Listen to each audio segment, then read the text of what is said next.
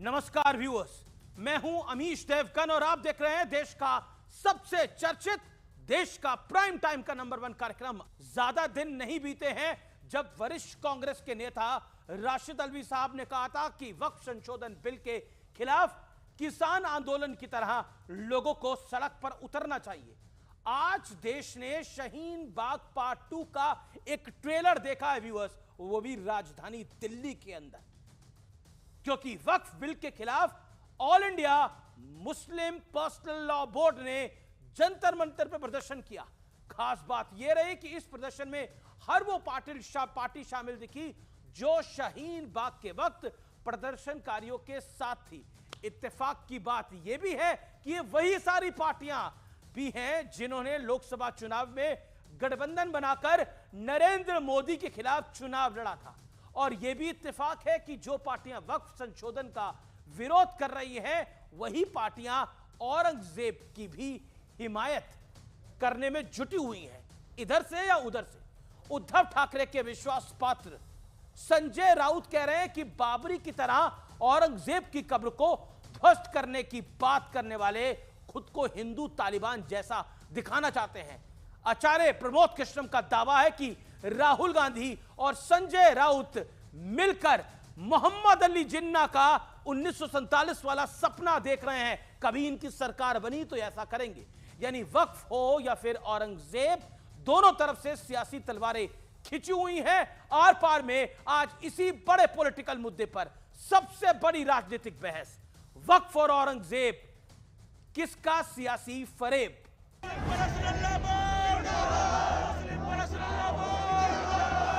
ये दो खबरें आज दिन भर सुर्खियों में रही। खास बात यह है कि वक्फ हो या औरंगजेब, दोनों मामलों में समर्थक और विरोधी एक जैसे हैं। ये बिल जबरदस्ती हमारे समाज पे थोपा जा रहा है और नया विवाद एक जन्म दिया जा रहा है देश के अंदर। इस बिल के इंट्रोडक्शन से लेके अब तक लगातार हम लोग पुरजोर विरोध पर हैं। इनकी नीयत खराब है और ये चाहते हैं कि देश में और दूरियां बढ़े दो बड़े समुदायों में। हम इस बिल से सैटिस्फाइड नहीं हैं, संतुष्ट नहीं हैं। कॉन्स्टिट्यूशनली ये बिल वैलिड नहीं है। ये वक्त यकजहती दिखाने का है, एकजुटता दिखाने का है, और अगर एकजुट नहीं होंगे तो निश्चित रूप से जान लीजिए नुकसान होगा। लोगों के मन में गुमराह किया जा रहा है। सरकार के प्रति केवल एक विरोध करने के लिए कहा जा रहा है। अगर वो हिंदुस्तान में रहते हैं तो हिंदुस्तान के संविधान को मानना होगा। उधर कई मुस्लिम धर्मगुरुओं ने ही इस विरोध प्रदर्शन की परतें खोलनी शुरू कर दी। शरीयत का और इस्लाम का तो सिर्फ आड़ ले रहे हैं और वो माफियाओं को फायदा पहुंचाने के लिए, माफियाओं को मजबूती देने के लिए इस तरह का काम कर रहे हैं। मुस्लिम पर्सनल बोर्ड शरई मामला से भटक गया। बोर्ड को पॉलिटिकल पार्टियों ने हाईजैक कर लिया है। इस बीच महाराष्ट्र में औरंगजेब के नाम पर बड़ा सियासी तूफान खड़ा हुआ है। औरंगजेब कधी हजला पण गेला नाही आणि हा क्रूर शासक होता। आज देवेंद्र फडणवीस तेवढेच क्रूर आहेत। औरंगजेब आणि देवेंद्र फडणवीस यांचा कारभार एक सारखा है। छत्रपति शिवाजी महाराज ने औरंगजेब से इतना बड़ा युद्ध किया है, मराठाओं ने। शौर्य का प्रतीक है, शौर्य का प्रतीक कभी टूटना नहीं चाहिए। तरी या महाराष्ट्रामध्ये औरंगजेबाच्या कबरीचं महिमा मंडन होऊ देणार नाही प्रयत्न केला तर तो प्रयत्न त्याच ठिकाणी चिरडून टाकण्याचं काम। भारत को तोड़ने का एक ख्वाब मोहम्मद अली जिन्ना ने देखा था। संजय राउत राहुल गांधी जी के साथ मिलकर इस देश को तोड़ने की साजिश कर रहे हैं। उधर श्री कृष्ण जन्मभूमि संघर्ष न्यास के अध्यक्ष दिनेश शर्मा ने इनाम का ऐलान किया है। जो भी हिंदू वीर योद्धा उस मुगल शासक औरंगजेब की कब्र पर बुलडोजर चलाएगा, उसको श्री कृष्ण जन्मभूमि संघर्ष न्यास की तरफ से 21 लाख रुपए का इनाम दिया जाएगा। सवाल है कि क्या औरंगजेब और वक्फ के नाम पर एक बार फिर डर की दुकान खोलने का प्रयास हो रहा है? आज इसी पर होगी देश की सबसे बड़ी बहस, वक्फ और औरंगजेब किसका सियासी फरेब। और अब वक्त है सुप्रसिद्ध विश्लेषण का। ये नजर डाल लेते हैं एक एक करके वक्फ और औरंगजेब पर सियासी जुगलबंदी का विश्लेषण। वक्फ संशोधन बिल और औरंगजेब, इमरान प्रतापगढ़ी। वक्फ के मुद्दे पर यह सरकार तानाशाही पर आमादा है। ये कांग्रेस के नेता हैं और सांसद हैं, ये भी कांग्रेस के नेता हैं और सांसद हैं इमरान मसूद। औरंगजेब के दौरे में दौर में भारत की जीडीपी दुनिया के टॉप पर थी। ये लिख रहे हैं महाराज। आइए बढ़ते हैं आगे। अगला चेहरा समाजवादी पार्टी, धर्मेंद्र यादव। वक्फ बिल के खिलाफ समाजवादी पार्टी अखिलेश यादव के नेतृत्व में आखिरी सांस तक लड़ेगी। और भी बहुत कुछ बोले धर्मेंद्र यादव। अबू आजमी, औरंगजेब महान थे, उनके राज में भारत सोने की चिड़िया बना। यह भी इमरान मसूद से थोड़ा मिलता जुलता ही है। आइए मैं बढ़ता हूं आगे। अब ओवैसी की पार्टी, बिल का मकसद मस्जिद दरगाह पर कब्जा करना है। बड़े ओवैसी कहते हैं, छोटा ओवैसी कहता है औरंगजेब की कब्र पर इन्होंने चादर चढ़ाई थी और फातिया पढ़ के आए थे। आइए मैं बढ़ता हूं आगे। अब एनसीपी, शरद पवार वक्फ पर नए बिल को पास किसी कीमत पे नहीं होने देंगे। उनकी सपुत्री सुप्रिया सूले राजनीतिक दलों को इस मुद्दे से दूर रहना चाहिए, सीधे तौर पे कह रही हैं। आइए बढ़ते हैं आगे। शिवसेना उद्धव गुट, अरविंद सावंत, राजनीति के लिए लाया गया बिल, मुसलमानों को न्याय इससे नहीं मिलेगा, वक्फ पर कहते हैं। और संजय राउत, कब्र की बात करने वाले खुद को हिंदू तालिबान दिखाना चाहते हैं। यानी कुल मिलाकर ये कब्र को हटाने के ना पक्ष में दिख रहे हैं। आइए मैं बढ़ता हूं आगे। और अब बड़ा सवाल, क्या वोट बैंक के लिए सही को गलत, दोबारा सुनिए, वोट बैंक के लिए सही को गलत और गलत को सही बताने की एक बड़ी कोशिश है। मेरे साथ आज की इस चर्चा में कौन कौन जुड़ा है, आइए परिचय करा देते हैं। मेरे साथ आज की इस चर्चा में नदवी साहब हैं, मेंबर ऑफ पार्लियामेंट हैं समाजवादी पार्टी के। मेरे साथ अमीत जमई हैं इस चर्चा के अंदर, समाजवादी पार्टी के वरिष्ठ नेता हैं और साथ ही साथ प्रवक्ता भी हैं। मेरे साथ डॉक्टर अजय आलोक हैं, प्रवक्ता भारतीय जनता पार्टी के। निकत अब्बास हैं, प्रवक्ता कांग्रेस पार्टी की। आप तमाम, और शोएब जमई हैं मेरे साथ, प्रवक्ता भी हैं और दिल्ली स्टेट प्रेसिडेंट हैं। आप तमाम लोगों का स्वागत है। अजय आलोक, हर कीमत पर वक्फ को रोकेगा विपक्ष, चाहे वो शरद राव पवार की पार्टी हो, चाहे वो कांग्रेस हो और चाहे वो समाजवादी पार्टी हो। देखिए, आपके दर्शकों को हमेशा ये वक्फ को ये कितना रोकेंगे, वो पार्लियामेंट में आएगा, पार्लियामेंट में इस पे वोटिंग होगी, देखा जाएगा ये रोक पाते हैं कि नहीं, वो अलग बात है। लेकिन आपके दर्शकों को एक बात समझनी बहुत जरूरी है, बाबा साहब के बनाए हुए संविधान, जिसकी ये लोग रोज कसम खाते हैं, ठक ठक खटखट खटखट करते हैं, बाबा साहब के एक संविधान कॉन्स्टिट्यूशन में वक्फ एक्ट का कहीं जिक्र ही नहीं था। वक्फ एक्ट जब 1954 में बनाया गया तो इसका तर्क दिया गया कि जो मुसलमान अपनी संपत्ति छोड़ के पाकिस्तान चले गए हैं, उनकी संपत्ति वक्फ हो देंगे, ताकि उससे गरीब पिछड़ों मुसलमानों का ये किया है। और इसलिए ये एक्ट बनाया गया, जो कि आर्टिकल 15, 16, 29 का संपूर्ण उल्लंघन है। क्योंकि जब आप एक माइनॉरिटी के लिए एक्ट बना रहे हैं तो बाकी माइनॉरिटीज को आप कैसे छोड़ दीजिएगा। खैर चलिए, 1954 में कांग्रेस के अंदर भी बहुत विद्रोह हुआ, उसके बाद दोबारा एक्ट लाया गया 1955 में, उसके बाद फिर 64 में आप मुसलमानों के साथ अन्याय करना चाहते हैं, लाइन ये है। 20 सेकंड में इसका जवाब, आप मुसलमानों के साथ अन्याय करना चाहते हैं, लाइन ये है सीधी। हम क्यों अन्याय करेंगे? मैं तो लिखित बोल रहा हूं कि देश के तथाकथित 200 मुसलमान नेता वक्फ की जमीनों पे कुंडली मार के बैठ गए। और मेरी रिपोर्ट नहीं है, कर्नाटका अल्पसंख्यक आयोग की रिपोर्ट है, जिसने कहा कि 59 एकड़ जमीन को वक्फ बोर्ड ने कमर्शियल कर दिया, उसमें मॉल बना के मुस्लिम नेता घूम रहे हैं। असदुद्दीन ओवैसी पे आरोप है कि 3000 करोड़ से ज्यादा वक्फ की जमीन लेके बैठे हुए हैं। आम मुसलमानों, गरीब मुसलमानों को फायदा कहां हुआ? यहां अन्याय दूर करने की बात है, इसको पारदर्शी बनाने की जरूरत है। आप ये देखिए कि एक राम मंदिर बनता है, 2100 करोड़ में राम मंदिर बना, राम मंदिर 500 करोड़ टैक्स दे रहा है, सिर्फ जीएसटी या बाकी सब चीज मिला के। वक्फ की सालाना इनकम जो आ जाए वो 1.25 करोड़ भी नहीं है, तो सरकार ऐसी ही क्या छोड़ दे? अरे किसी चीज को पारदर्शिता लाने की जरूरत है कि नहीं है, इसीलिए तो लाया गया है। इसमें दिक्कत उन्हीं लोग को हो रही है जो वक्फ की जमीन कब्जा करके बैठे हुए हैं, बाकी किसी को दिक्कत नहीं हो रही है। आम मुसलमान को वक्फ से 1 पैसे की फायदा ही नहीं है।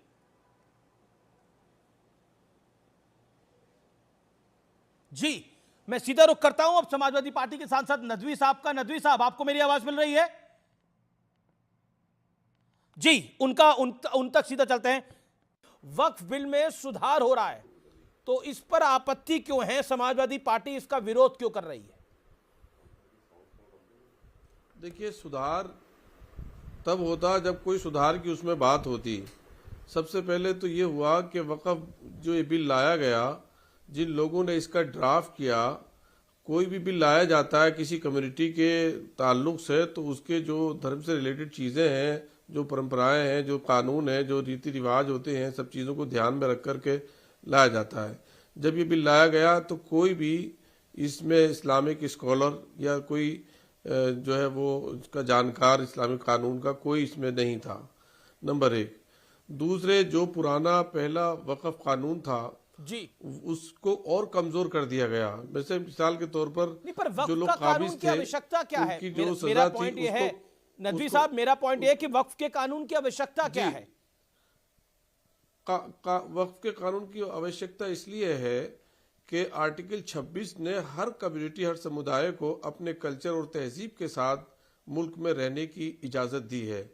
तो इसलिए वक्फ का जो बिल है, वक्फ का जो पुराने दौर से चला आ रहा है, सैकड़ों साल से चला आ रहा है, और उसको तमाम उससे पहली सरकारों ने भी इस चीज को माना है कि भाई हर एक समुदाय को अपने उसके साथ रहने की इजाजत तो है। आप कह रहे हैं सैकड़ों साल से चला आ रहा है, लेकिन जब संविधान के निर्माताओं, सैकड़ों साल की तो बात नहीं है, ये तो आजादी के बाद इसमें बदलाव होते रहे, और आजादी के बाद नदवी साहब, मेरा पॉइंट ये है कि आजादी के बाद इसमें बदलाव होते रहे। कांग्रेस की सरकार जब रही, इसमें उसने अपना वेरिएंट डाला और उससे वक्फ को असीमित अधिकार मिल गए।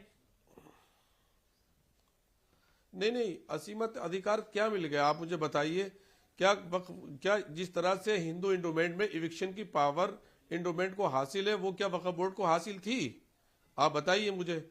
क्या जो हिंदू इंडोमेंट है उसमें नॉन मुस्लिम को अलाउ करेंगे आप?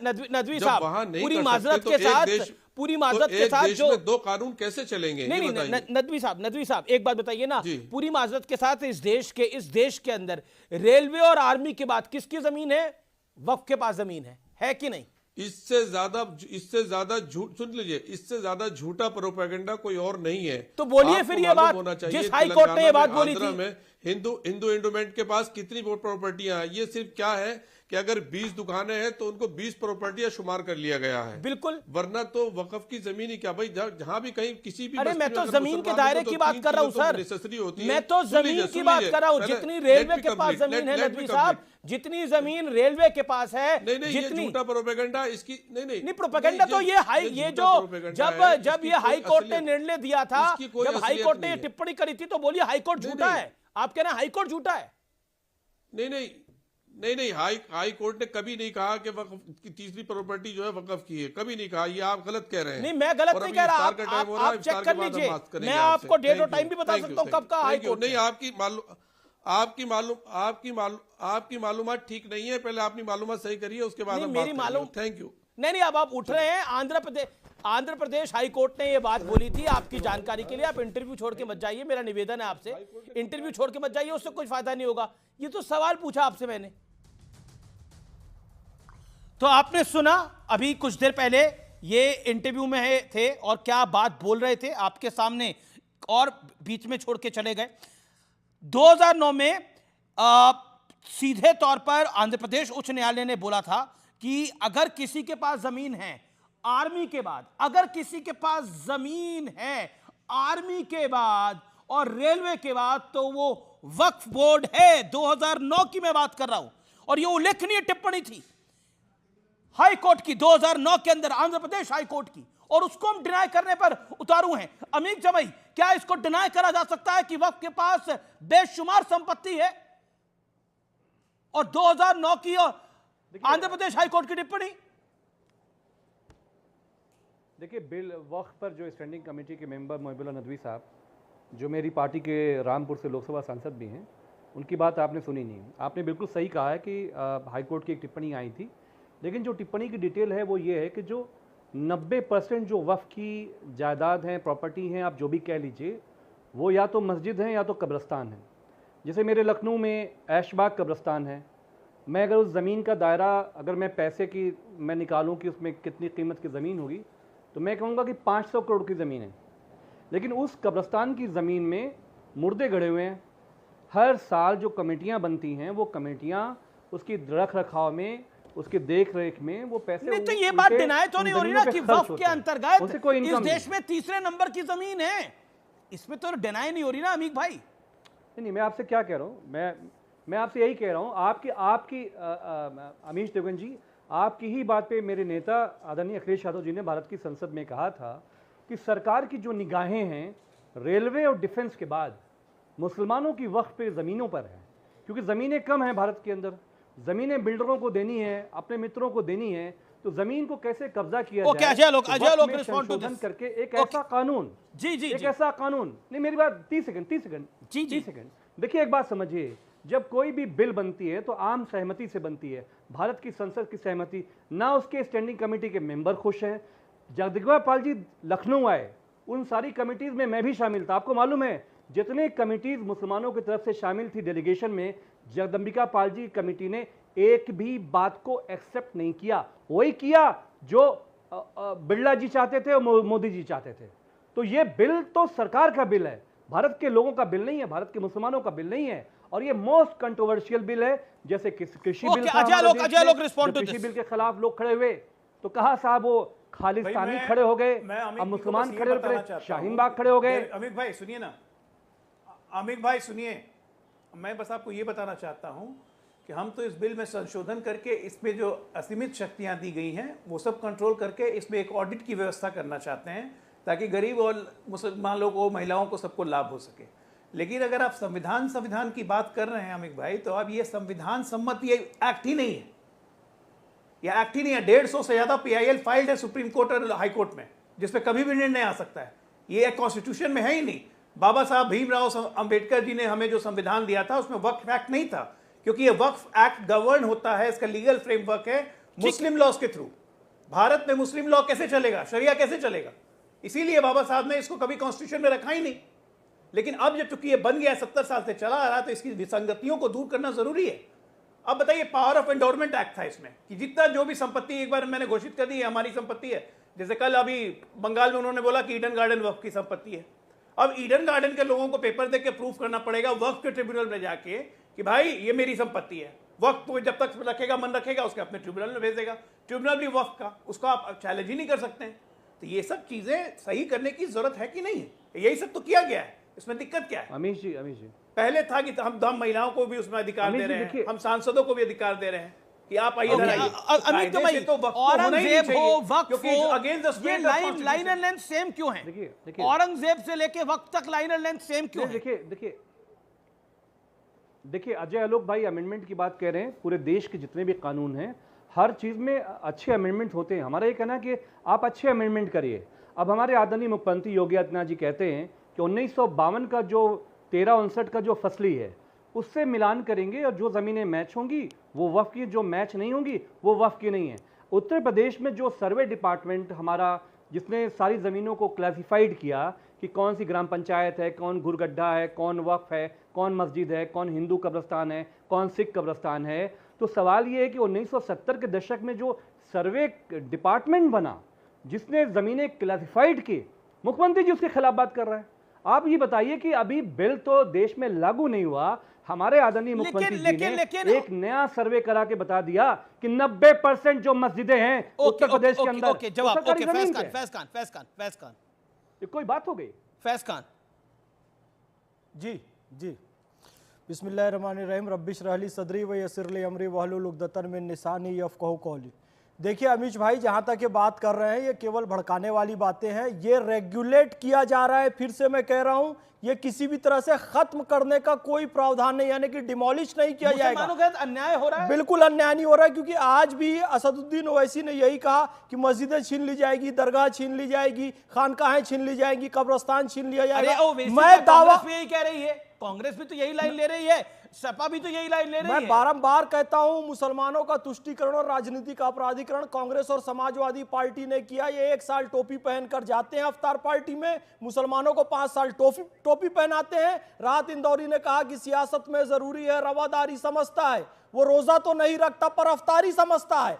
50 साल तक तुष्टीकरण करके सच्चर कमेटी की रिपोर्ट लाते हैं कि मुसलमान शिक्षा में सबसे पीछे, सैनिटेशन में सबसे पीछे, आर्थिक स्थिति में सबसे पीछे। भाई तो तुम्ही ने तो किया, तुम्ही ने तो मुसलमानों के हालत ये की, और आज भी मुसलमानों को भड़का रहे, उनको पढ़ने लिखने, कोई प्रॉपर्टी नहीं छीनी जा रही है, मुसलमानों के साथ अत्याचार नहीं हो रहा है। बल्कि किरण रिजिजू जी ने संसद में ये स्पेसिफाई किया है कि आज एक बौद्ध को मना किया जा रहा है वक्फ पर बोलने के लिए, लेकिन एक बौद्ध ये सुनिश्चित करता है मुस्लिमों को उनका पूरा अधिकार मिलेगा, वक्फ का एक भी पैसा मुसलमानों के अतिरिक्त इधर उधर नहीं जाएगा, उनको पूरा अधिकार मिलेगा। मां बहनों को जो हक मिलना था, जो हॉस्पिटल बनने थे, जो विद्यालय बनने थे, जो अब तक नहीं बने, वो पूरा होगा। अच्छा, मेरा आपने बोला मेरे साथ इस चर्चा के अंदर शोएब जमी भी हैं, जो कि दिल्ली प्रदेश अध्यक्ष हैं AIMIM के, मैं उनका रुख करता हूं। ये क्यों इतना हल्ला मचाने की आवश्यकता है और ये कहने की जरूरत है कि मस्जिदें छीन ली जाएंगी? ये डर का माहौल क्यों? मस्जिद दरगाह पे कब्जा करना चाहते हैं, ये डर का माहौल क्यों? देखिए, जो हमारे पैनलिस्ट हैं इसमें, मैं उनसे आशा करता हूं कि वो थोड़ा सा पढ़ें और पढ़ने के बाद उनको समझ में आएगा ये जो वक्फ के अमेंडमेंट का जो बिल अभी जो ड्राफ्ट आपने देखा है, उस ड्राफ्ट को पढ़िए। थोड़ा पढ़ने के बाद आपको अंदाज़ा लगेगा कि वक्फ बाय यूज़र क्या है। अब मैं इनसे पूछ दूं अगर वक्फ बाय यूज़र क्या है तो कुछ नहीं पता होगा। आप सब पता है, ये नहीं इकराबिकल है, ये उनको 40 सेकंड बोलने दीजिए। 150 पेज की पुस्तक लिखी है हम लोगों ने, नाम है respect to Islam and gift for Muslim, Waqf bill 2024। एक सेकंड, वो पहले बोले। वक्फ बाय यूज़र क्या होता है? अगर उसमें हम 1995 के एक्ट से जो है अगर उसमें अमेंडमेंट करते हैं तो क्या उसका असर पड़ेगा? Waqf by user the religious structure और the religious place which has been use from the time immemorial. अब इस देश में हज़ारों मंदिर हैं, हज़ारों गिरजाघर हैं और हज़ारों दूसरे धर्मस्थल हैं जो टाइम इमेमोरियल से इस्तेमाल में होते आ रहे हैं। उसी तरह वक्फ के नाम पर कई सारी सैकड़ों जो है मस्जिदें हैं, कब्रिस्तान है जो टाइम इमेमोरियल से यूज़ होती जा रही है। जिसको वक्फ किया गया, आप उसको कैसे रेगुलराइज करेंगे? उन मंदिरों के कागज़ लेके आप आएंगे जो यहाँ से DDA के ज़मीन पे बनी है, पार्क पे बनी है और यहाँ से पुलिस स्टेशन पे बनी है या सड़क के किनारे बनी है, कैसे रेगुलराइज करेंगे? उसी तरह आप वक्फ में जो वक्फ बाय यूज़र जो यहाँ से इसको ये अमेंड कर रहे हैं, यही तो सबसे बड़ा खतरनाक है। इससे कोई बड़ा धन्ना सेठ या कोई वक्फ के ठीक है, ओके, जवाब फैज़ खान जवाब। जिन मस्जिदों में गरीब आदमी जिन मस्जिदों में गरीब आदमी यहाँ से जाता है नमाज पढ़ने, उसमें फर्क पड़ा। सुन लीजिए, 20 सेकंड में मैं अपनी बात कंप्लीट कर लूं ताकि जनता को मालूम चले कि आज हम लोग जंतर मंतर क्यों गए थे। मैं भी गया था जंतर मंतर और बैरिस्टर ओवैसी साहब के साथ शाना बनाना हमने भी इस पर एहतजाज किया। इसलिए ये कि जिस वक्फ बाय यूज़र के थ्रू हमारा गरीब आदमी की मस्जिद, आम आदमी के कब्रिस्तान और आम आदमी की दरगाहें वहाँ पे मौजूद हैं, वक्फ के जरिए से ऑलरेडी पहले से ही टाइम इमेमोरियल से उन पर एक सेकंड शोएब जमाई नहीं सुनना पड़ेगा। शोएब जमाई, कभी औरंगजेब के नाम के कसीदे, कभी वक्फ के नाम पर गुमराह करना, ये दुकान कब तक जारी रहेगी? कभी औरंगजेब के नाम के कसीदे, कभी वक्फ के नाम पे गुमराह करना, ये कब तक ये डर की दुकान कब तक जारी रहेगी? कभी बताइए ना। ये कभी पढ़ लिख लीजिए। जेपीसी की जो कमेटी बैठी थी उसमें तमाम अपोजिशन पार्टीज के एमपीज और तमाम इंडिया के मुसलमानों ने एतराज जताया। डिसेंट नोट आपने पार्लियामेंट में, यहाँ से पार्लियामेंट में टेबल नहीं होने दिया आपने डिसेंट नोट को।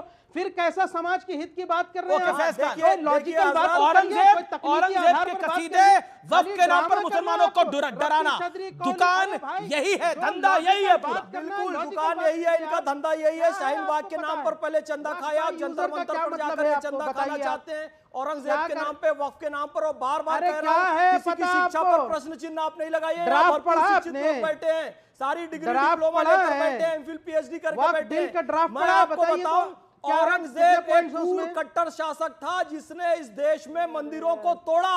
और इस्लाम कहता है ला इखराफी दीन, दीन के मामले पर कोई जोर जबरदस्ती नहीं हो सकती। उसने काशी विश्वनाथ का मंदिर तोड़ा, उसने मथुरा का मंदिर तोड़ा, उसने हिंदुओं पर जजिया कर लगाया। आज कुंभ में हिंदू जा रहे हैं स्नान करने, औरंगजेब के समझ आता उस पर टैक्स लगता था कि तुम क्यों जा रहे हो वहां पर स्नान करने। और इस्लाम क्या कहता है कि दीन के मामले में जोर जबरदस्ती ना करो, लकुम दीनकुम वलिय दीन। वो अपने दीन पर, हम अपने दीन पर। लेकिन औरंगजेब ने इस बात को नहीं माना। जो उदार था, सूफी सरमद हो, दारा शिको हो, उपनिषद को मानने वाले हो, सबको उसने कत्ल किया। तो औरंगजेब के पीछे छुपना बंद कीजिए। और ये वक्फ के नाम पर आप लोगों ने जो धंधा बचा के रखा है, पढ़ लिख कर आपको पता है कि 50 साल पहले आपने उसे किराए पर लिया, 50 रुपए किराया। बड़ी खबर आ रही है, सेकंड ईद के बाद आ सकता है। बड़ी खबर आ रही है, ईद के बाद आ सकता है वक्फ बिल।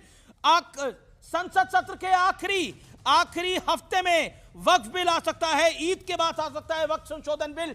सीधे तौर पर सूत्रों के वाले से बहुत बड़ी खबर है, वक्फ बिल लेकर आएगी सरकार। ईद के बाद आना तय माना जा रहा है वक्फ बिल। यह बहुत बड़ी खबर है। और मैं सीधा रुख करता हूं, मेरे साथ निकट अब्बास है। निकट अब्बास, इसके क्या मायने हैं? 50 सेकेंड। अमीश भाई, आप 22 मिनट बाद मेरे पास आए, उम्मीद रखती हूँ मुझे अनडिस्टर्ब टाइम दीजिएगा और थोड़े आंकड़े मैं भारतीय जनता पार्टी के बता देती हूँ, क्योंकि 2018 से लेकर 2022 तक 61,885 स्कूल ऐसे हैं जो बंद हो गए। 10 लाख टीचर की पोजीशंस खाली है, ये लोग नौकरी नहीं दे पा रहे, रिक्रूट नहीं कर पा रहे हैं। जो बजट 2013 में एजुकेशन सिस्टम का होता था उसका आधा कर दिया इन्होंने 2024 और 25 का बजट। और इसके अलावा भी बहुत सारी चीजें हैं जिसमें ये लगातार कटौती करते आए, क्योंकि उन्होंने कहा था हर जिला में मेडिकल कॉलेज बनाएंगे। क्यों मैं इसलिए बता रही हूँ, क्योंकि उन्होंने कहा कि सुधार के लिए कर रहे हैं। ये सारे काम छोड़ के इन्हें वक्फ के सुधार की बात याद आ गई। कैसा सुधार? जहां पर कोई चर्चा नहीं, कौम का इंक्लूजन नहीं, कोई बहस नहीं, कोई टेबल नहीं। 44 अमेंडमेंट दिए थे, 44 मायने रखते हैं ऑपोजिशन के नेताओं ने। लगातार उन पे बोला कि चर्चा हो, डिसेंट नोट पे चर्चा हो और हमारी बात सुनी जाए, इन्होंने सुनी नहीं। एनडीए के 14 के 14 जो अमेंडमेंट थे वो इन्होंने एक्सेप्ट कर लिए। अब यहां पर इंटेंशन पर शक हो जाता है कि आप सुधार कर रहे हैं या जो अल्पसंख्यक हैं उनके जितने भी संस्थान हैं उन पे निगत आपने बड़ा इंपॉर्टेंट पॉइंट आपने बोला, आपने वाकई बड़ा इंपॉर्टेंट पॉइंट बोला है। अमीश जी बड़ा इंपॉर्टेंट पॉइंट है। सवाल सुनिए निगत जी, मुझे सिर्फ 2 सवाल। नहीं बिल्कुल, आप सवाल एक सेकंड पूछ लेने दीजिए। अमेंडमेंट एक सेकंड। पहला सवाल ये है कि क्या ये मैडम सुनिए ना, निगत जी सुनिए, पहले सुनिए। काशी विश्वनाथ पर क्या ये मुसलमानों को मेंबर बनाएंगे? नहीं बनाएंगे, क्योंकि इनकी सरकार गिर जाएगी रातों रात। क्योंकि यहां अगर ये वक्फ पे नॉन मुस्लिम को मेंबर बना देते हैं तो इनके लिए जो पोलराइजेशन है, जो ध्रुवीकरण है, जो पक्षपात है, उससे तो इनके वोट बैंक बढ़ जाता है। दूसरा, ये कह रहे हैं कि कागज दिखाओ। लगातार ये चढ़ाते भी रहते हैं, एक समुदाय को चाबी भी लगाते हैं। ये कहते हैं कागज दिखाओ। 200-300 साल पुराने हैं कब्रिस्तान भी, 200-300 साल पुरानी है मस्जिदें भी और दरगाह भी। निगत जी मैंने बड़ा एक सेकंड में निगत जी, जब कांग्रेस की सरकारें थी, मैं टाइम बता रहा हूं, 1991 टू 1996 के बीच, जब पीवी नरसिम्हा राव की सरकार थी और डॉक्टर मनमोहन सिंह की सरकार थी 10 साल, क्या एलके अडवाणी और अटल बिहारी वाजपेयी का 91 से 96 की कांग्रेस सरकार में डिसेंट नोट आपने एक्सेप्ट किया था वक्फ के ऊपर, हाँ या ना? जवाब दीजिएगा। पॉइंट नंबर 2, उसके बाद जब 10 साल कांग्रेस की शासन था डॉक्टर मनमोहन सिंह का, तो क्या ऑपोजिशन का बीजेपी का डिसेंट नोट एक्सेप्ट किया था एलके अडवाणी सुषमा स्वराज का? बताइए, सजेशन एक्सेप्ट किया था। आप कह रहे हैं कि इस समय आपका सजेशन माना जाए, तो ये सरकार में क्यों आए थे? वक्फ को वैसे का वैसे ही रखने के लिए? आप बताइए। मुझे सुनाई देता है अमीश जी, मेरे कान बड़े साफ है, सुनाई देता है। ईयर प्लग्स के साथ आपको बड़ी ऊंची आवाज से सुन पा रही हूं। आप मेरी बात बताइए। आपने बड़ा अच्छा दौर गिनवाया। कान तो ठीक होने चाहिए सुनने के लिए। कब आर्टिकल 25 और 26 का वायलेशन सुनने के लिए? मुझे बताइए ट्रैक रिकॉर्ड ऐसा ही है का वायलेशन कब था? बताइए। ये सरकार कांग्रेस की थी जिसने लगातार ये कहा कि वक्फ की जो प्रॉपर्टी है वो हेल्थ केयर, एजुकेशन और गरीबों के वेलफेयर के लिए इस्तेमाल होगा। मैं तो आज पूछ रही हूँ, ये कह रहे हैं नहीं, ये जो दिल्ली में 2014 के अंदर प्रॉपर्टियां, निगत जी, जो 2014 में दिल्ली में 123 पॉश इलाकों में प्रॉपर्टियां गिफ्ट करी थी वक्फ को, वो किस किस चीज के लिए इस्तेमाल हो रही है, बता सकती हैं आप? या मैं बताऊं? 123 दिल्ली के पॉश इलाकों में प्रॉपर्टियां 300 प्रॉपर्टीज क्यों दी थी? दिल्ली में इस्तेमाल कर रही है सरकार 2014 के अंदर, एन चुनावों से पहले। महाराष्ट्र में वक्फ की प्रॉपर्टी पर ये लगातार जो प्राइवेट बिल्डर्स हैं उनको कब्जा ओके, अजय लोक, लेट मी गेट अजय लोक। ओके अजय लोक, आप तो अजय लोक जी, अजय लोक भाई जवाब दे पाएंगे। ओके अजय लोक रिस्पॉन्ड। मैं तो बस ये बताना चाह रहा हूं कि कांग्रेस की तुष्टीकरण की नीति क्या थी कि बाबा साहब के संविधान को इग्नोर करके, देखिए भारत और हिंदुस्तान का बंटवारा होता है। भारत के हिंदू जितना पाकिस्तान में अपनी संपत्ति छोड़ के आए, वहां के मुसलमानों ने ले ली, लेकिन यहाँ के जितने मुसलमान छोड़ के गए पाकिस्तान, उनकी संपत्ति को बना दिया वक्फ बोर्ड। यहाँ के मुसलमानों की संपत्ति को कोई नहीं लेगा। आप ही बताइए, उसके बाद ले आए 1995 में वक्फ मॉडरेशन एक्ट। किस कानून संविधान के तहत आया? ये आना ही नहीं चाहिए था। जब आप एक माइनॉरिटी के लिए बना रहे हैं तो बाकी माइनॉरिटीज के लिए नहीं बनाएंगे, लेकिन इनको तो माइनॉरिटी शुरू से एक ही मतलब मुसलमान है, मुसलमान। ऐसे ऐसे राइट्स दे दिए उसको। 123 प्रॉपर्टी तो दिल्ली में नहीं 2014 में, और राइट्स क्या क्या दिए? जिस जमीन पे कपड़ा डाल दो वो जमीन हो गई वक्फ की। ये था कांग्रेस। आज ये हल्ला कर रहे हैं यहाँ पे बैठ के, कांग्रेस के सारे जितने कठमुल्ले भैया लोग हैं सब वक्फी 200 एकड़ जमीन पे लेके बैठे हुए काट मार के। और ये इसी तरह से तुष्टीकरण कर करके इस देश का सत्यानाश कर दिया। अब मेडिकल कॉलेज की बात कर रही थी, अरे पिछले 10 साल में मेडिकल कॉलेज की सीट्स डबल से ज्यादा हो गई। ओके निगत जवाब। Okay 30 second. ओके अजय लोग 30 सेकंड निगत जवाब। रिपोर्ट बता रही हूँ लोग भाई, आपसे ये उम्मीद नहीं थी। मैं बता दूं, स्केल मैं अगर आपको हमसे पहले मत तो compete पार्लियामेंट्री कीजिए, की जो स्टैंडिंग 70 साल में कमेटी की आपने रिपोर्ट किया ना, वो निकाली 10 साल वालों, में भाई हमने मैंने कर बता दिया, आपकी निकल सरकार ने बताया। अरे मैं आपके सच्चर बीच में कमेटी नहीं की बोली, रिपोर्ट भी भाई, आप कहती है, वरिष्ठ हैं, बड़े सच्चर मुझसे। कमेटी की सुन रिपोर्ट भी लीजिए, कोई आपकी बात सच्चर नहीं, आप कमेटी की मेरी रिपोर्ट बात कहती सुन है लीजिए। कि वक्फ उसी के बोर्ड में बाद संशोधन उसी होना के चाहिए, बाद amendments महिलाओं को हुए थे, रिप्रेजेंटेशन उसी मिलना के बाद चाहिए, कांग्रेस इसीलिए ये पार्टी बिल ने, लाया कांग्रेस गया। सरकार ने अमेंडमेंट करे थे। आलोक भाई, आप बड़े योद्धा आपने हैं अमेंडमेंट भारतीय तो ऐसा जनता क्या किया कि पार्टी। 123 आप लोग तो बड़ी संपत्तियां उठा के UCC वक्फ को के दे लिए दी छाती दिल्ली की। पीटते हैं। आप तो ये amendment लगातार होता है। यूसीसी के लिए, एक समानता के तुष्टिकरण कानून होता के है। लिए आप बड़ी छाती पीटते हैं। मुझे बताइए ना कि सारे जो अरे धार्मिक यूसीसी तो हम ला ही संस्थान रहे हैं, उनके लिए हैं, राज्य दर राज्य लागू कर रहे हैं, क्योंकि संविधान में यूसीसी है। आप क्यों वक्फ बोर्ड पर लगातार प्रहार कर रहे हैं, लाएंगे, नियंत्रण करना लाएंगे, चाहते उस हैं? पर क्या दर्द हुआ? क्यों है पेट आपको? नहीं भर रहा है, जो मंदिरों से पैसा मिल रहा है, आप भूख चिंता बढ़ मत रही है। कीजिए, रुकिए, उत्तराखंड में रुकिए, लागू दो हुआ है सवाल, ना, दो धीरे धीरे सवाल। पूरे देश में लागू होगा। क्या कोर्ट, क्या सरकार पूरे और देश में कोर्ट के लागू पास वक्फ पे कोई भी ऑडिट हो या कोई गड़बड़ी का मामला हो, उस पे क्या सरकार और कोर्ट के पास हस्तक्षेप करने का प्रावधान नहीं है? अगर है तो आप इसमें अमेंडमेंट क्यों ला रहे हैं? और आप नहीं एक है। और बात, बहुत बड़ी अभी नहीं बढ़िया है। बात लगती है, और व्यूअर्स आज जाने इस बात को। और सुनिए आलोक भाई, सुनिए, बड़ी अच्छी लगती है। अब ये कहते हैं कि जो व्यक्ति वक्फ देने आ रहा है, दान करने आ रहा है प्रॉपर्टी, वो भी ना अपने आप को प्रूफ करे कि 5 बड़ी खबर आ रही है। धर्मेंद्र यादव, समाजवादी पार्टी के member of parliament, Dharmendra Yadav Samajwadi party के मेंबर ऑफ पार्लियामेंट ने एक बहुत बड़ी बात बोली है, बहुत बड़ा बयान दिया है आज कार्यक्रम में, जो कि वक्फ के समर्थन में था कि वक्फ बिल को पूरी तरह से हम इसका विरोध करेंगे। आपकी दुआ से संसद में हमारी अब संख्या बहुत है, आपके आशीर्वाद से हम इस बिल को किसी कीमत पे पास नहीं होने देंगे। क्या बोला है धर्मेंद्र यादव ने, आइए सुन लेते हैं। समाजवादी पार्टी के मेंबर ऑफ पार्लियामेंट है। आदरणीय अखिलेश यादव जी की ओर से आपको यकीन दिलाते हुए, चाहे जितनी कुर्बानी देनी पड़ेगी, चाहे जितना संघर्ष करना पड़ेगा, हम अपने मुसलमान भाइयों की वक्फ की जमीनों को सरकार के हवाले नहीं होने देंगे। समाजवादी पार्टी आज इस हैसियत में है, आपकी कृपा से, आपकी दुआओं से, कि संसद को चैन से नहीं चलने देगी। अगर संसद में जबरदस्ती बिल आएगा तो संसद को चेतावनी, समाजवादी पार्टी की चेतावनी की संसद को चैन से नहीं चलने देंगे। आपकी दुआ से हमारा नंबर इस बार ज्यादा है, हम देखेंगे संसद के अंदर किसी कीमत पर। आगे यह भी लाइन बोली गई है वहां पर, मोदी किसी कीमत पे इस बिल को पास नहीं करा पाएगा, चाहे कुछ हो जाए। सीधे तौर पर समाजवादी पार्टी, कांग्रेस पार्टी, शिवसेना इसमें एक साथ आ गए हैं और एक लाइन से बोले जा रहे हैं कि यह बिल पास नहीं होगा। कैसे करेंगे अजय आलोक? अब तो ये जो धर्मेंद्र यादव है, इन्होंने कैटेगोरिकली बोला है, आपकी दुआ से हमारा नंबर अच्छा है, हम नहीं होने देंगे, मोदी की नहीं चलने देंगे। शायद हमारा नंबर भूल गए संसद में, ऐसे चूचू के मुरब्बे इस तरह से बात करते रहते हैं, ज्यादा वैल्यू देने की जरूरत नहीं है। जो बात है काम की, वो तो करेंगे नहीं। उत्तर प्रदेश में सबसे ज्यादा वक्फ की संपत्ति है, लगभग 2 लाख एकड़ के ऊपर। सबसे ज्यादा विवाद उत्तर प्रदेश में। क्या किया अखिलेश ने 5 साल रहने के बाद? उल्टा आजम खान को और दे दी 300 एकड़। ओके, मैं जान रहा हूं, बिल तो पास होगा ही, ये तो तय है। अमित जमाई, ये कुर्बानी की बात हो रही है, हम कुर्बानी देने को तैयार हैं, मतलब कुर्बानी किस बात की? और मुसलमानों की दुआ से आपका नंबर 37 हुआ है, ये तो एक्सेप्ट कर रही है आपकी पार्टी। अब सुन लीजिए, अभी तो प्राइम मिनिस्टर साहब वल्ला वल्ला करके लौट रहे हैं भारत के, वो भी तो मुसलमान ही है ना। देखिए, माननीय अखिलेश यादव जी बहुत ही रेडिकली इस बात के अगेंस्ट हैं, चाहे वो कृषि बिल का मामला हो, किसानों के साथ जो विश्वासघात किया केंद्र की सरकार ने, चाहे मुसलमानों के साथ जो कुछ हो रहा है।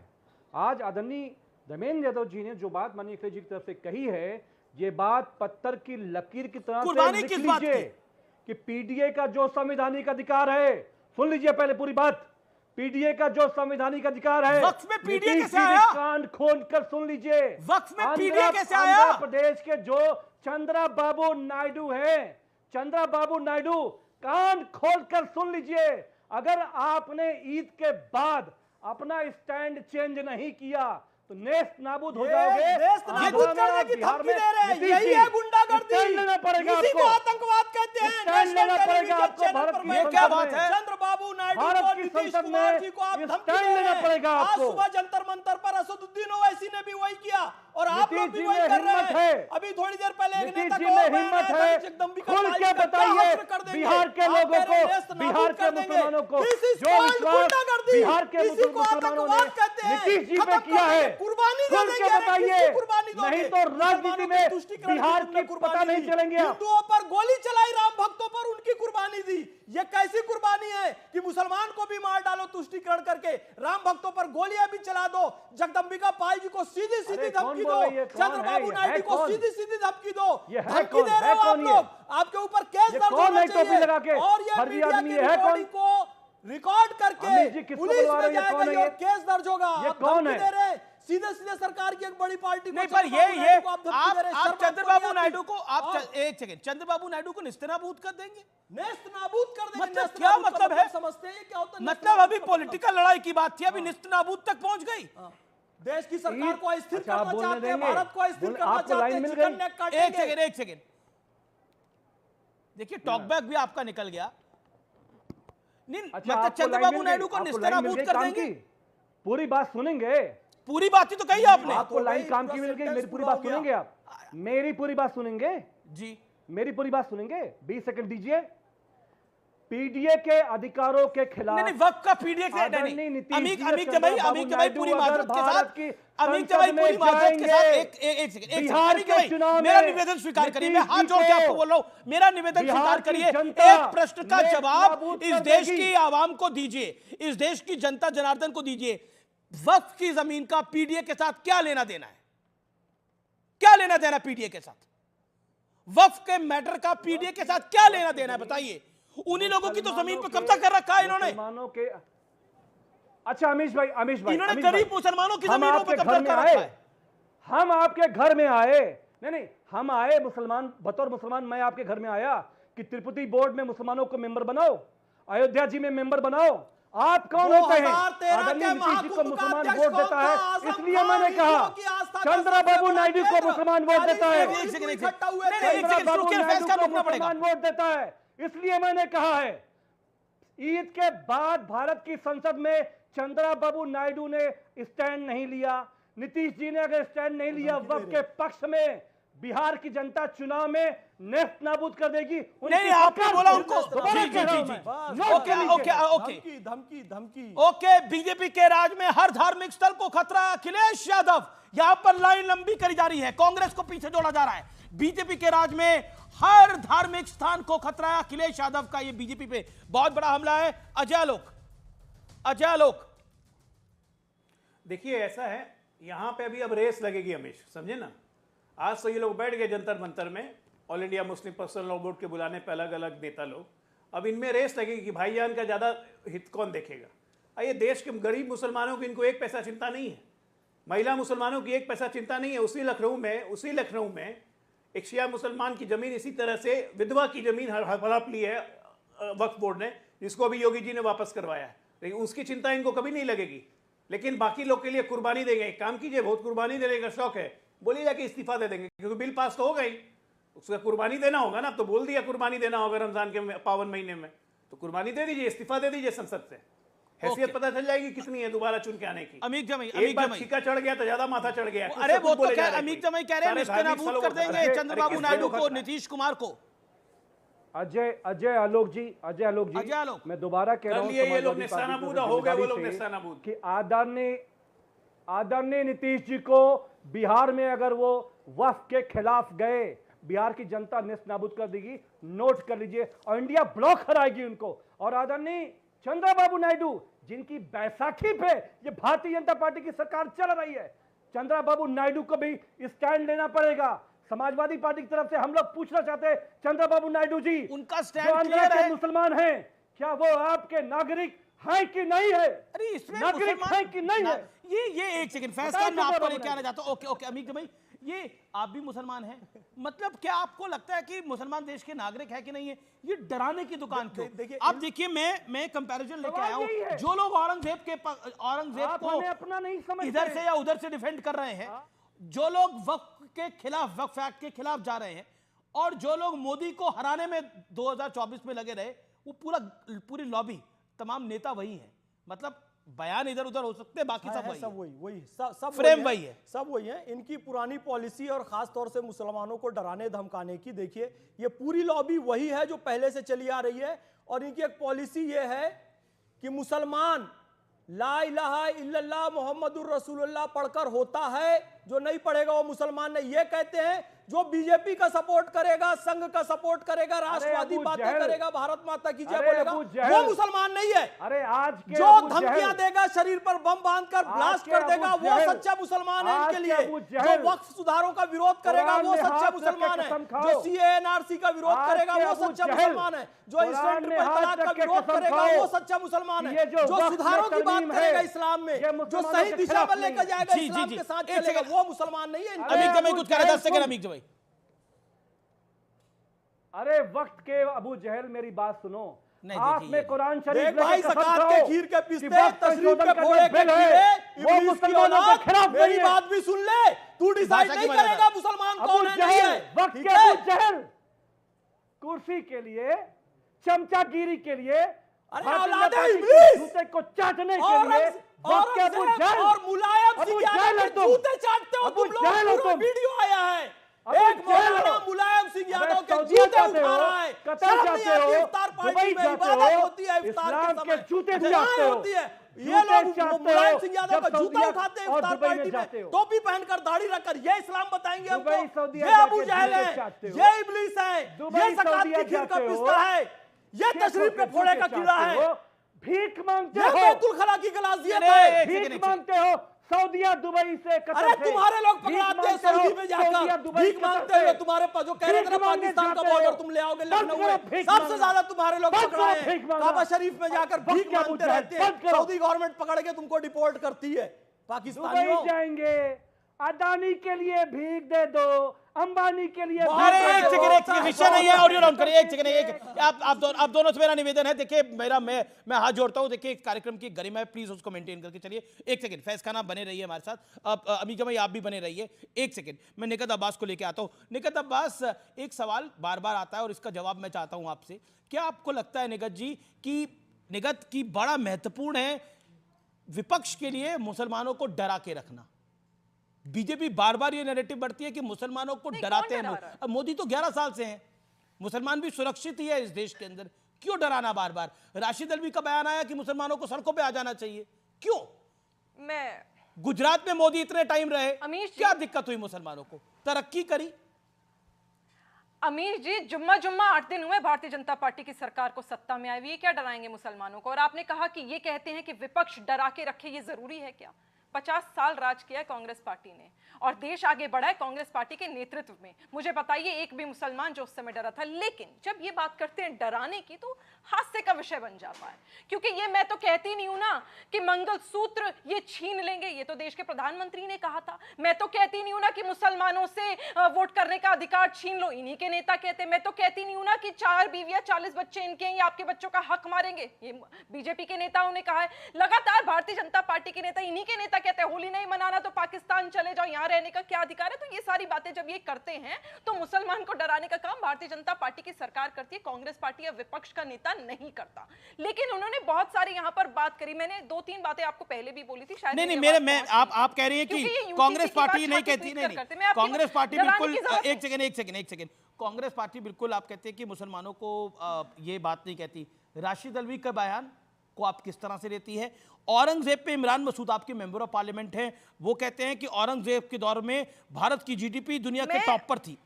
इमरान प्रतापगढ़ी कहते हैं कि वक्फ के मुद्दे पर सरकार तानाशाही पर आमादा है, वो भी आपके मेंबर ऑफ पार्लियामेंट है। राशिद अल्वी आपकी कांग्रेस पार्टी के नेता हैं, वो कहते हैं कि मुसलमानों को सड़कों पर आ जाना चाहिए। मैं अच्छे से डराना नहीं तो क्या है?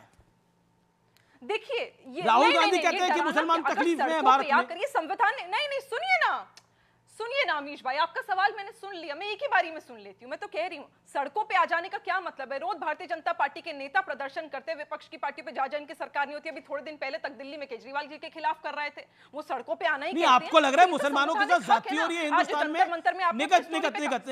नहीं, सुनिए, मैंने सुना आपको लग रहा है मुसलमानों के साथ जाती हो रही है हिंदुस्तान में, जो राहुल गांधी कहते हैं? Do you think so? मुसलमानों के खिलाफ एक षड्यंत्र रचने का काम भारतीय जनता पार्टी की सरकार लगातार कर रही है, क्योंकि इनको फायदा होता है, इससे वोट बैंक इनका बढ़ता है। अच्छा, मैं विद एग्जांपल बताती हूँ। मुझे बताइए अमीश भाई, आप भी नोएडा में, मैं भी ग्रेटर नोएडा, ये देश के हिंदुओं को गाली दे रही है, लगाए थे और अभी भी लगे हुए हैं। बटेंगे तो कटेंगे। एक सेकंड आलोक भाई, आपके बीच में मैं बोलती नहीं हूँ, बोल लेने दीजिए। आप बड़े वरिष्ठ, में टोकना नहीं चाहती। बड़े बड़े पोस्टर्स, बटेंगे तो कटेंगे, इतने एग्जाम्पल्स दिए कि मुसलमान को कि दुकानों का बहिष्कार करो। ये मैं नहीं कह रही हूँ, भारतीय जनता पार्टी के नेता कह रहे हैं। यही कहते हैं कि वोट का अधिकार मुसलमान से छीन लो। ये मैं नहीं कह रही हूँ, मैं आपको दर्ज करा सकती हूँ ये बयान किसने कहा है। छीना गया? आप लगातार नहीं, मुझे नहीं, आप क्या कहेंगे? आप कह रही है कि एक नेता कहते छीना गया, वक्फ को तो असीमित अधिकार दिए गए। ओके, मुसलमान खतरे में फैज खान निगत अब्बास को रिप्लाई आपका, क्या मुसलमान खतरे में है? निगत जी वेट करिए। एक बात आपसे पूछना चाहता हूँ और मैं पहचान रहा हूँ, तो बिल्कुल ठीक पहचान रहा हूँ, शायद आप वही हैं जो जानमाज रखकर कह रही थी कि हनुमान चालीसा पढ़ लो। मेरे शिव तांडव स्त्रोत भी वायरल हुआ था और आपने घर में मंदिर भी बनाई थी और इन्हीं के शो में जानमाज पढ़कर आपने कहा था कि हनुमान चालीसा पढ़ो। Are you the same girl? Are you the same girl? जवाब दीजिए, are you the same girl? तो अमीश जी के शो में आज भी कर लूंगी, क्या दिक्कत है? मुझे बताइए। आप वही लड़की है ना? मैं तो ला इलाहा इल्लल्लाह मुहम्मदुर रसूलुल्लाह अलियन वली। तो फिर अचानक हिंदू आपके दुश्मन कैसे हो गए? शिव तांडव स्रोत पढ़ते पढ़ते, हनुमान चालीसा पढ़ते पढ़ते, घर में मंदिर बनाते बनाते आज हिंदू आपके दुश्मन कैसे हो गए? मैं ये पूछना चाहता हूँ।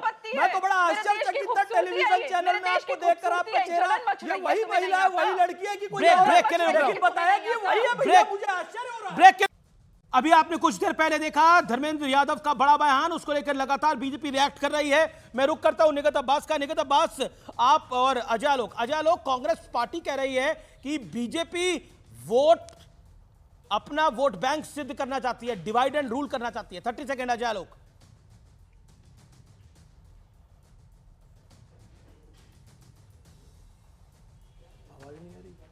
अजय आलोक, सवाल यह है कि कांग्रेस कह रही है कि बीजेपी डिवाइड एंड रूल करना चाहती है। देखिए, ऐसा है कि कांग्रेस पार्टी अब घूम फिर के लेफ्टिस्ट लोग के प्रभाव में आके लिबरल मुस्लिम लीग 2 बन चुकी है। ये लेफ्टिस्ट, लिबरल और मुस्लिमों की पार्टी हो चुकी है। कंप्लीटली कांग्रेस की अपनी कोई विचारधारा नहीं रही। कांग्रेस क्षेत्र बक्षित्र, अक्षीण राज्य में सिमटती हुई एक बड़ी रीजनल पार्टी बन गई। हर जगह तो ये लायबिलिटी है, ये देश पे लायबिलिटी है भाई, ये अपने अलाइज पे लायबिलिटी है। ये जब अरविंद केजरीवाल पे लायबिलिटी हो जाता है, अरविंद केजरीवाल भी कह देते हैं, बाकी की तो बात छोड़ दीजिए। समाजवादी पार्टी पे यूपी में लायबिलिटी है, यहाँ आरजेडी के लिए लायबिलिटी है। ममता बनर्जी ने तो उनको ऐसा लायबिलिटी माना कि सांस लेने से ही मना कर दिया। झूठ मूठ का इंडी घमंडी करते रहेंगे। ठीक है निगत अब्बास, ठीक है अजय आलोक, टाइम लिमिट है। निगत अब्बास जी। अमीश भाई, आलोक भाई को याद होगा एक समय था जब भारतीय जनता पार्टी की 2 सीटें आती थी, तो आप ये कहते कि तब आप लायबिलिटी थे भारत के ऊपर, और आज मैं मान लेती हूँ कि आप संघ की लायबिलिटी है क्योंकि वहीं से आप लोगों का काम चलता है। खैर, इन्होंने लगातार ऐसी राजनीति का एक नैरेटिव बना दिया, एक प्रोपेगेंडा बना दिया है कि एक समुदाय को सेकंड क्लास सिटीजन इसलिए बनाना चाहते क्योंकि इनसे इनका फायदा होता है, वोट बैंक का। आपने सही कहा अमीश भाई, क्योंकि मैं तो पूछ रही हूँ, काशी मथुरा में किसी मुसलमान को ये मेंबर बना दे, रातों रात सरकार गिर जाएगी इनकी। क्या बीजेपी समय यहाँ खत्म हो गया आप तमाम? Okay निगत, thank you so much. Ajay Alok, thank you so much. तो फिलहाल आज की चर्चा में इतना ही। क्या बीजेपी अपने वोट बैंक के लिए गंदा खेल खेलना चाहती है, जैसा पॉलिटिकल पार्टीज आरोप लगा रही है? ये सोचना पड़ेगा भारतीय जनता पार्टी को। क्या देश में सौहार्द नहीं रहना चाहिए? ये सोचना पड़ेगा भारतीय जनता पार्टी को। तो फिलहाल ये विपक्ष सवाल पूछ रहा है।